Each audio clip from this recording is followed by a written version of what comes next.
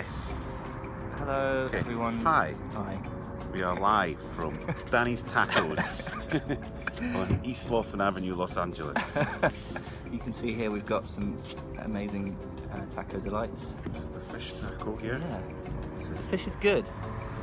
I've gone for two more of the meaty ones because I like them. Quite nice. Okay. And we're here to talk a little bit talk to you about Franz Ferdinand and why I'm here, really. Yeah. What's the point? What's the point of me? What is the point? Yeah. I was going to ask you. That's the one question that you want to ask me. Yes. What's the point? What's the point? How do you do it? I don't know. No. I was going to ask you about when you joined the band initially. Yeah. I think you got an email from Alex. Yeah. And I was just wondering what you were doing when that before you checked your email that day. It's a really interesting story, actually.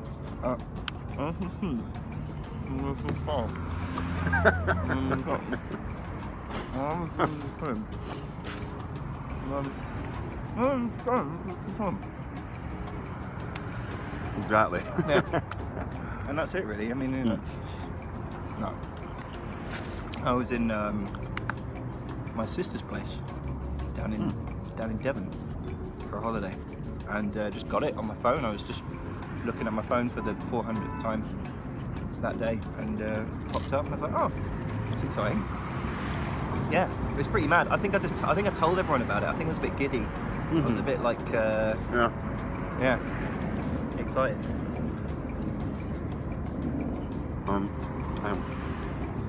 We've got the questions over here. Yeah, I've got the question written down in a text message. We've prepared. Oh. Approximately. How many more Twitter followers do you have since this time last year? Approximately. Yeah. I'd say about 17%. Right. Yeah. How many Twitter followers do you have? 3,800. What? You got more than me. Have I? Yes. But you joined Twitter, like. I did. I came off Twitter. You came off Twitter and came back. So I think cumulatively, you're probably doing better than I am. Yeah. I came off Twitter after I had an argument with somebody. Oh, do you remember who? Can you say? Somebody from Indonesia. Basically, my Twitter feed is like 97% just me being a sarcastic dickhead. So when people don't get that and they sometimes take offence, and I was just like, well, fuck you, I'm terminating my account. And then somebody took my Twitter handle. And So they did, yeah. And then started like messaging Coldplay and saying like, like pretending to be me, which is a bit annoying. That's really funny. Twitter, I've thought about coming off Twitter as well, because like Twitter to me is like it's like imagine if the world could have like one giant argument. That's what Twitter is. It's just like the culmination of like everyone's resentment and bad feelings. Yeah. In one place. And I do actually hate Twitter. Yeah. It's a good way at first it was a good way to sort of follow news. But now it just winds me up. So the next question on the question sheet: what is the worst thing about touring? Well, I don't know. Being away from home, I guess. But it's actually all right. It's not bad. Not bad. I mean, we've not been away for like a really big stint of time yet, so it's hard for me to say. The worst thing about touring is sometimes, I miss home, and that is exacerbated by drinking, which I know that makes me anxious the next day and makes me depressed. So, what is the worst thing about touring? Sometimes I don't like being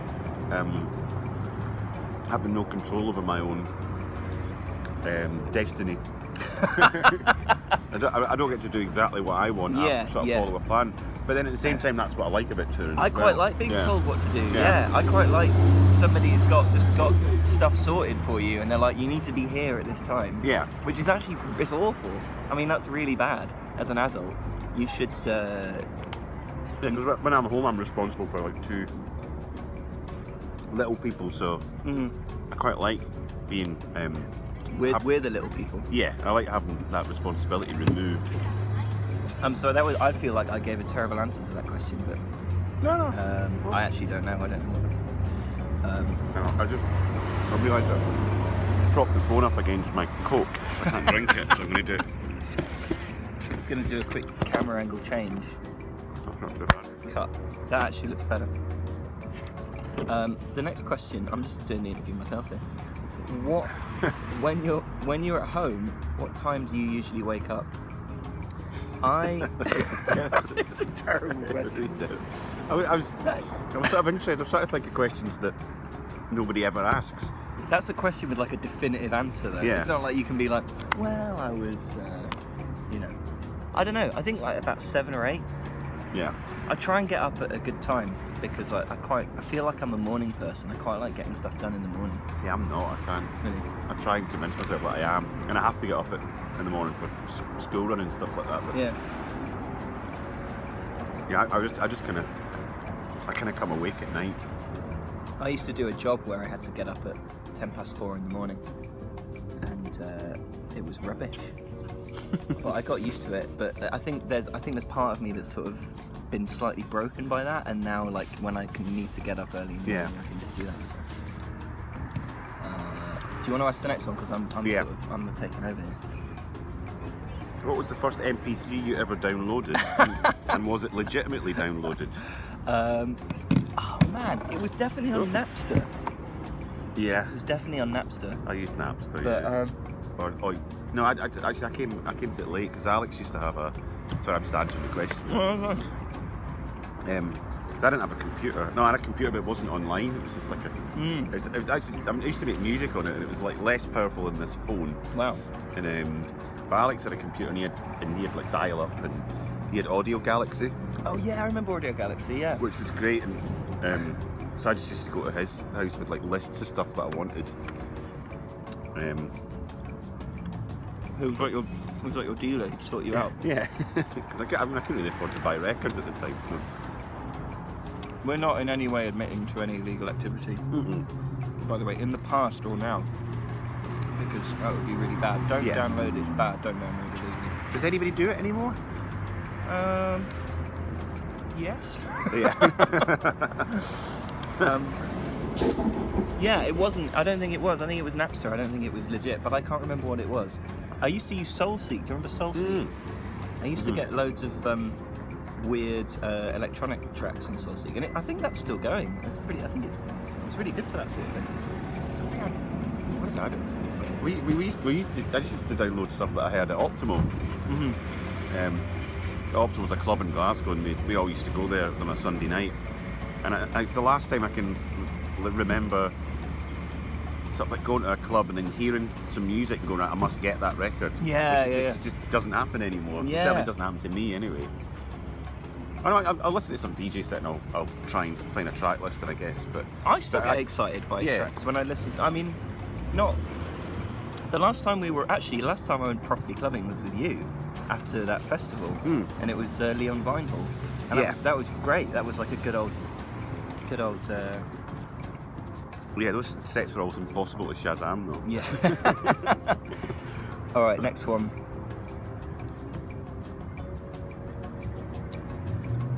Go for it. Oh, is that? Yeah, that's right. Yeah. So it's about. It says, could your dreams theoretically occur in real life, or do they have no roots in what is physically possible outside of the realm of dreams? For instance, I always have dreams that I'm going to a record shop or I'm at a gig or something like that. And it's always something that could conceivably happen in real life. Quite down to earth. Yeah, they're always very boring. No, my dreams are pretty messed up. I think. Oh, we talked about. Was it you were talking about this recurring dream about the enormous house? Yes. Yeah. Yeah. I have this dream that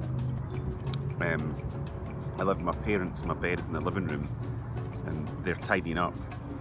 And I say, oh, I could go to sleep in one of the other many rooms in this house, because this is an enormous house. I used to live in a big house when I was more famous.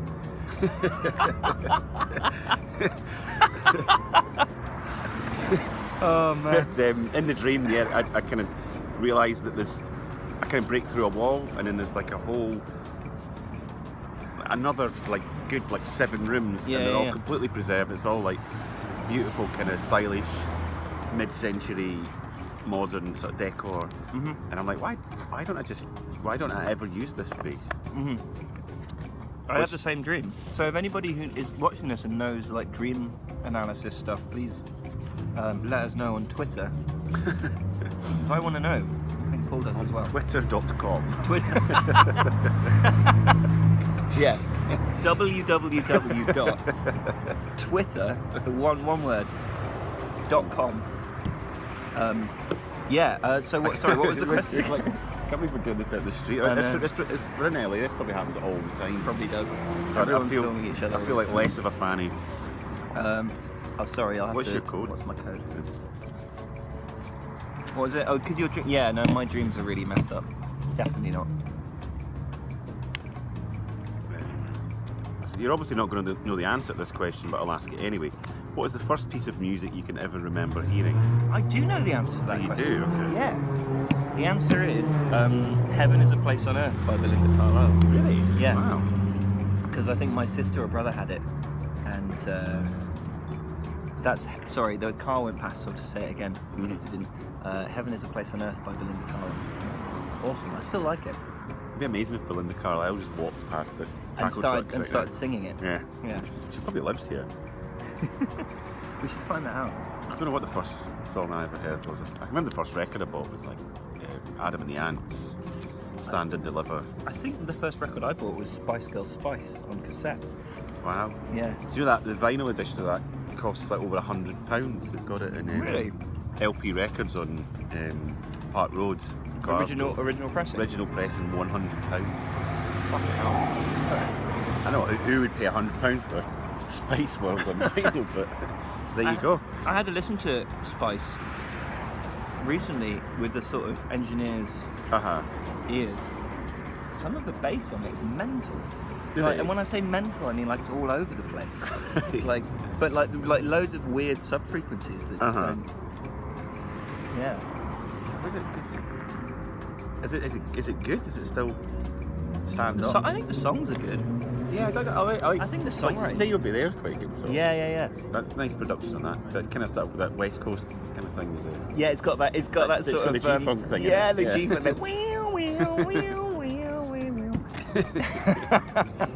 Like what is it? Is it Wannabe? Is that the first? Yeah, Wannabe was the first Wannabe's single. fucking annoying. I hate it. Yeah, it's crap. So the next question Paul's written is, are we here? And you said I wouldn't know how to answer the last question. I know. I can't remember what the first piece of music I ever heard was. Okay, right. Yeah, but in relation to this question, that was a piece of piss. Are we here? The answer is yes. We're here. We're in Los Angeles. Okay, I once watched a documentary about status quo and was struck by the way their movements and speech patterns had all become synchronised because they'd all spent so much time together. Do you worry that your vocabulary might shrink after half a year on the road and that consequently you will grow to despise us and regret joining the group? But that's a very verbose and well-written question, considering that it's about the collapse of grammar. Yes. So I don't think so. I think you're very well-spoken people. Yeah. I think The more interviews you do, I think you're sort of, because generally people can ask similar or the same questions. Yeah. So and then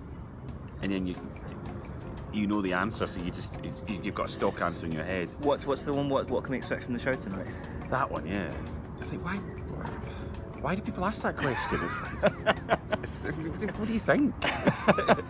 Maybe are they honestly expecting some sort of insightful answer to that, other than just some new songs and some older songs that we're sick of? And Bob might do his interpretive dance in Ascending again. Yeah. Which I just want to say that He's only ever done it once, and I was laughing so much that I couldn't sing. I literally couldn't sing. I couldn't sing either. No. Well, I didn't know what he was doing. I was just laughing at you. And it set me. No, I was laughing at you because it set me off because I was trying to look. I was trying to look down and I couldn't, like, just not look at anyone. And then I looked up and you were like this, like covering your face. I was trying to think of something sad. Oh man. Yeah. No, I think it'd be fine. I think it'd be fine. I don't worry about it. I do have this thing though that I want to do, which, because I've noticed it before when you're in groups of people, and somebody has a word that they keep saying. And you were talking about terrific, right? You're going to bring terrific back. Yeah. And I think if you started saying terrific, if you didn't tell anyone, and you started saying terrific, just in day-to-day speech, people would start saying it, and you notice it. Yeah. So that's what I want to do. I want to like seed words into the group, and just like Okay. But terrific's a good one.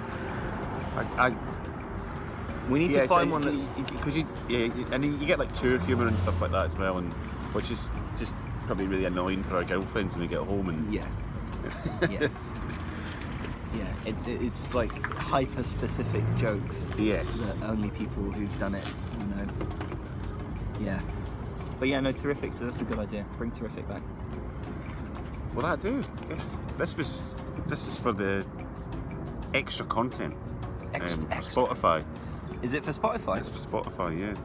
So, so if you're still watching this, the last thing Paul's written on the text message is a huge amount of space. in a sort of John Cage kind of. I cut and pasted it from notes. Oh, is that what it was? So I don't know why it's done that. I think like we should end the interview with like a period of silence. Okay. Respectful silence.